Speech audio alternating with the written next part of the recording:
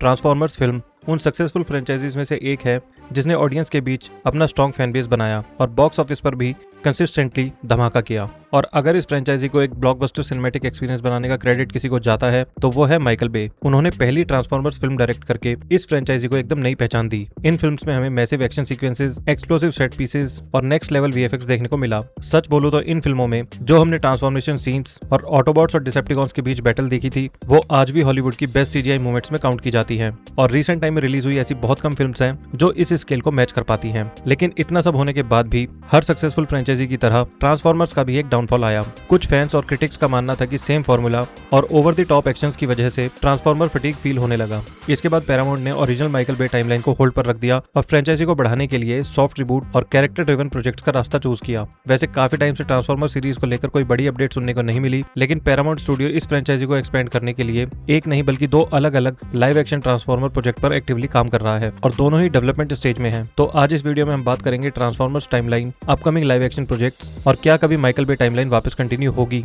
तो चलिए करते हैं इस बारे में डिटेल में बात।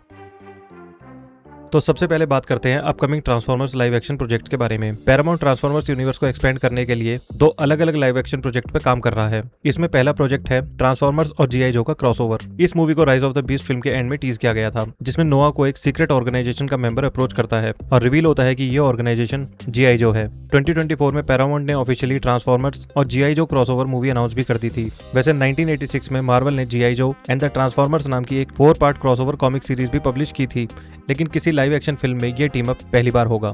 And according to some reports Chris Hemsworth इस फिल्म में लीड रोल में नजर आ सकते हैं।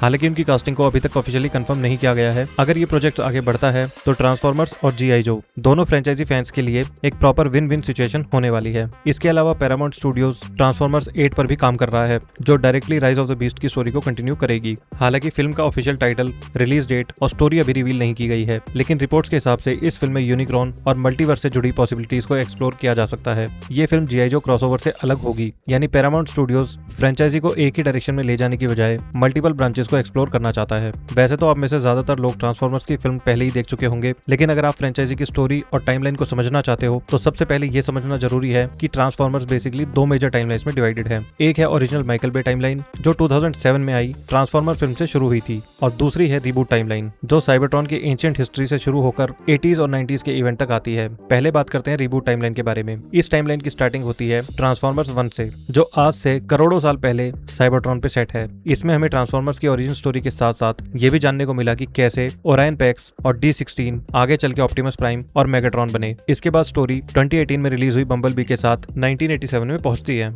इस फिल्म में बम्बलबी अर्थ पर आता है और अपनी आइडेंटिटी छुपाकर एक नॉर्मल कार के रूप में रहने लगता है। इसी दौरान उसकी मुलाकात चार्ली वॉटसन से होती है और दोनों के बीच एक स्ट्रॉन्ग बॉन्ड डेवलप होता है। फिर आती है transformers rise of the beast जो 1994 में सेट है। इस फिल्म में नोआ डियाज की एंट्री होती है और साथ ही मैक्सिमल्स और टेरर कॉन्स भी इंट्रोड्यूस होते हैं। इसी फिल्म के एंड में जीआई जो का कनेक्शन भी टीज किया जाता है, जिसके बारे में हमने इस वीडियो की स्टार्टिंग में बात की थी। अब बात करते हैं माइकल बे टाइमलाइन के बारे में, जो 2007 में रिलीज हुई ट्रांसफॉर्मर फिल्म से स्टार्ट होती है। ये वही फिल्म थी जिसने ट्रांसफॉर्मर्स को लाइव एक्शन में एक मैसिव सिनेमैटिक फ्रेंचाइजी के रूप में एस्टेब्लिश किया। फिल्म में हमें सैम विटविकी के थ्रू ट्रांसफॉर्मर्स की दुनिया से इंट्रोड्यूस कराया जाता है, जहां उसकी कार बम्बलबी एक्चुअली एक ऑटोबॉट होती है। धीरे धीरे सैम को पता चलता है कि ऑटोबॉट्स और डिसेप्टिकॉन्स के बीच एक पुरानी वॉर अर्थ तक पहुंच चुकी है। इसके बाद story transformers revenge of the fallen and dark of the moon के साथ साथ आगे बढ़ती है। फिर 2014 में रिलीज हुई age of extinction new protagonist Cade Yeager के अराउंड शिफ्ट हो जाती है, और फाइनली 2017 में लास्ट नाइट फिल्म से यह ओरिजिनल माइकल बे टाइमलाइन अपने लेटेस्ट चैप्टर तक पहुंचती है, जिसके बाद इस टाइमलाइन को होल्ड पे कर दिया जाता है। अब बात करते हैं माइकल बे टाइमलाइन वापस कंटिन्यू होगी या नहीं। 2007 में शुरू हुई ये सीरीज अपनी पहली फिल्म के साथ ही बॉक्स ऑफिस पर एक मैसिव सक्सेस बन गई थी। इसके बाद रिवेंज ऑफ द फॉलन और डार्क ऑफ द मून ने भी जबरदस्त परफॉर्मेंस दी। इसके बाद आई एज ऑफ एक्सटेंशन, जिसमें एक न्यू कास्ट के साथ भी फिल्म फाइनेंशियली काफी सक्सेसफुल रही। यानी इन मूवीज के दौरान ट्रांसफॉर्मर सीरीज अपने कमर्शियल पीक पर पहुंच चुकी थी। लेकिन फिर 2017 में द लास्ट नाइट रिलीज हुई और यहीं से इसका डाउनफॉल शुरू हो गया। फिल्म ने प्रीवियस मूवीज के कंपैरिजन में काफी कम बॉक्स ऑफिस कलेक्शन किया। इस डिक्लाइन के पीछे एक मेजर रीजन ट्रांसफॉर्मर्स फटीग भी माना गया। मतलब रिपीटेटिव स्टोरी लाइंस और ओवर कैओटिक एक्शंस को लेकर क्रिटिक्स की तरफ से भी बार बार क्रिटिसिज्म मिल रहा था। इसके बाद पैरामाउंट ने ओरिजिनल ट्रांसफॉर्मर टाइमलाइन को होल्ड पर रख दिया और फ्रेंचाइजी को एक नई डायरेक्शन में ले जाने की प्लानिंग शुरू की। इसके बाद हमें बम्बलबी और फिर transformers rise of the beast जैसे प्रोजेक्ट्स देखने को मिले और इन प्रोजेक्ट्स ने भले ही बॉक्स ऑफिस पे ओरिजिनल ट्रांसफॉर्मर जितना अर्न नहीं किया, लेकिन फैंस और क्रिटिक्स दोनों की तरफ से इन्हें काफी पॉजिटिव रिस्पॉन्स मिला।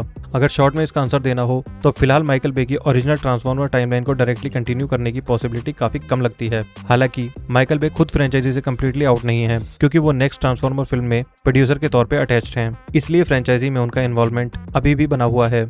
वैसे ट्रांसफॉर्मर्स और जीआई जो क्रॉसओवर को पैरामाउंट स्टूडियो अलग प्रोजेक्ट के तौर पे डेवलप कर रहा है, इसलिए फ्यूचर में फ्रेंचाइजी के मल्टीपल ब्रांचेस होने की पॉसिबिलिटी भी काफी ज्यादा है। मतलब पॉसिबल है कि रिबूट टाइमलाइन अपनी जगह कंटिन्यू होती रहे और फ्यूचर में माइकल बे टाइमलाइन को भी किसी फॉर्म में वापस एक्सप्लोर किया जाए, लेकिन फिलहाल इसको लेकर कोई ऑफिशियल कंफर्मेशन नहीं है। तो देखते हैं आगे चल के इस पे क्या अपडेट आता है। और इस वीडियो को यहीं समाप्त करते हैं। अगर इस वीडियो में कुछ रह गया हो तो कमेंट करके जरूर बताएं और वीडियो पसंद आई हो तो लाइक, शेयर एंड सब्सक्राइब करना ना भूलें। मिलते हैं नेक्स्ट वीडियो में। Thank you.